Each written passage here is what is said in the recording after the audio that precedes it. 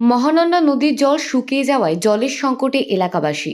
মালদা জেলায় গরমের মরশুমে মহানন্দা নদীর জল শুকিয়ে যাওয়ায় শাহাপুর মাঠের প্রায় ৩০০ বিঘা জমির ধান জলের অভাবে নষ্ট হতে চলেছে।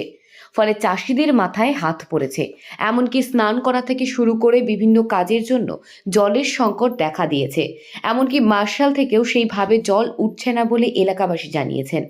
স্থানীয় এক চাষি নরেশবাবু জানিয়েছেন, তার ২.৫ বিঘা জমির ধান নষ্ট হতে চলেছে। এমনকি নালা কেটে জল আনার চেষ্টা করা হচ্ছে, তবুও জল পাওয়া যাচ্ছে না। মহানন্দা নদীর পাড়ে বসবাসকারী বাসিন্দারা যেসব জায়গায় অল্প বিস্তর জল রয়েছে সেই সব জায়গায় বাধা দিতে শুরু করেছেন জলের আগাম সংকট থেকে বাঁচতে। চাষিদের এই অবস্থায় কোনো রাজনৈতিক দলের নেতারা বা প্রশাসনিক মহল কোনো ব্যবস্থা নিচ্ছে না বলে এলাকাবাসীর অভিযোগ। এই মহানন্দা নদীতে জল না থাকাতে কি অসুবিধা হচ্ছে আপনাদের? আরে অনেক অসুবিধা, জোরে সব বল। কিছু অসুবিধা।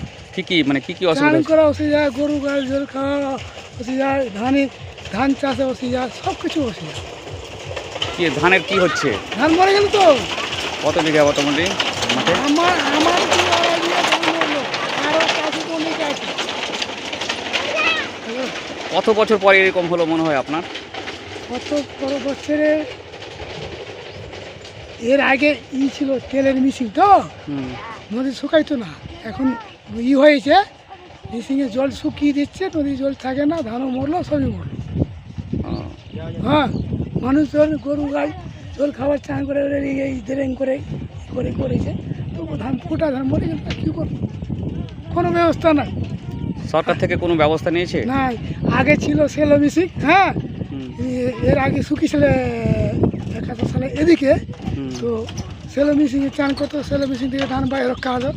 এই মার্শাল ভাষা হয়ে উঠে গেছে সেলো মিশিং, কোনো উপায় নাই, সেলো মিশিংও নাই, ধান সব খতম। কি নাম আপনার?